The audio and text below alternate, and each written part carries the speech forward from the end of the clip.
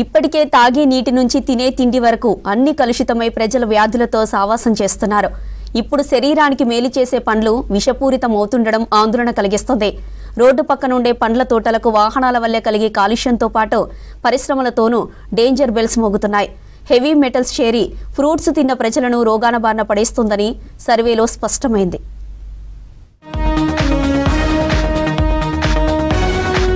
రహదారుల పక్కన తోటల్లో పండించే పండ్లల్లో ప్రమాదకరమైన లోహాలున్నాయని ఓ స్టడీలో స్పష్టమైంది.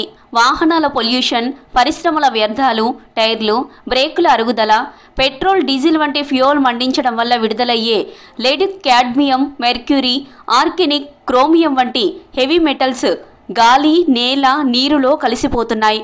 దీంతో పండ్ల తోటలను విషపూరితం చేస్తుండడం ఆందోళన కలిగిస్తోంది. సెంట్రల్ పొల్యూషన్ కంట్రోల్ బోర్డు నివేదిక ప్రకారం మహారాష్ట్ర, ఏపీ, తెలంగాణ, గుజరాత్ దేశంలో ఉన్న భార లోహాల కలుషిత వ్యర్థాలలో 80% వాటా కలిగి ఉన్నాయి.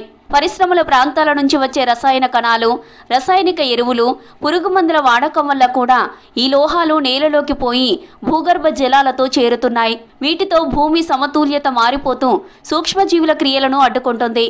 దానివల్ల పోషకాలను సరిగ్గా గ్రహించలేక పండ్ల నాణ్యత దెబ్బతింటోంది.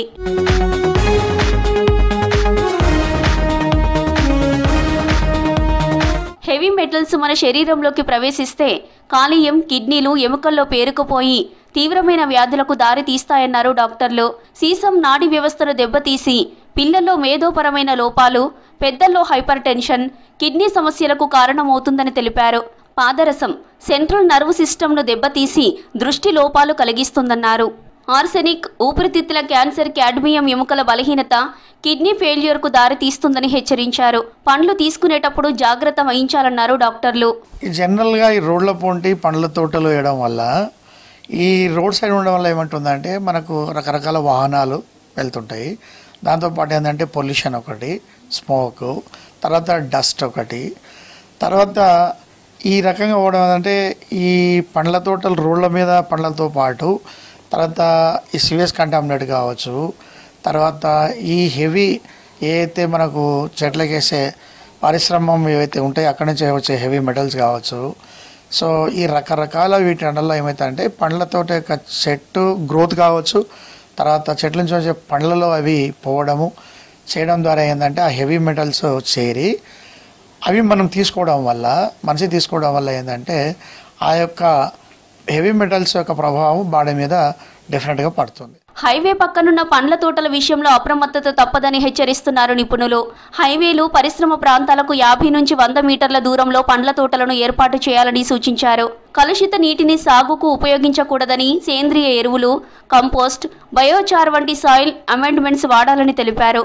నేల, నీరు, ఆకులు, పండ్లలో భార లోహాల స్థాయిలను పర్యవేక్షించడం అవసరమన్నారు. రోడ్డు పక్కన ఉన్నటువంటి పండ్ల చెట్లు ఏదైతే ఉన్నాయో ఆ పండ్ల చెట్ల వచ్చే ఫలసాయం కూడా విషపూరితమైపోతుంది అన్నారు. దీని మీద వాళ్ళు రీసెర్చ్ చేసినారు, చాలా చక్కగా డీటెయిల్స్ ఇచ్చినారు. ఏంటంటే ఈ యొక్క వాహనాల నుంచి వెలువడే కార్బన్ ఉద్గారాలే కావచ్చు, అలాగే పక్కన ఉన్నటువంటి ఇండస్ట్రీస్ ఏమైనా ఉంటే అవి యొక్క దాంతో కావచ్చు, లేనట్టయితే వ్యవసాయం కోసం రకరకాలైన కెమికల్స్ వాడుతున్నాం, పురుగుల మందులు స్ప్రే చేస్తున్నాం, అది గాలిలో వెళ్తుంది. అలాగే భూమిలోనికి వెళ్ళినప్పుడు ఈ యొక్క చెట్టును చాలా స్టంటెడ్ గ్రోత్గా తయారవుతుంది. ఆ క్వాలిటీ ఆఫ్ ఫ్రూట్ కూడా ఇదైపోతుంది. అంటే వాళ్ళ రీసెర్చ్లో తేలింది ఏంటంటే ఈ భారీ లోహాలు అంటారు, హెవీ మెటల్స్ ఏదైతుందో క్యాడ్మియం కావచ్చు, ఆర్సెనిక్ కావచ్చు, ఇటువంటి యొక్క మెటల్స్ ఆ పండ్ల లోపలికి పోయి మన ఆరోగ్యానికి దెబ్బతీస్తున్నాయి. పండ్లు కొనేటప్పుడు ప్రజలు జాగ్రత్తలు వహించాలన్నారు డాక్టర్లు. వాటిలోని రసాయనాలు, హెవీ మెటల్స్ పోయేలా శుభ్రం చేసుకోవడం ముఖ్యమని తెలిపారు.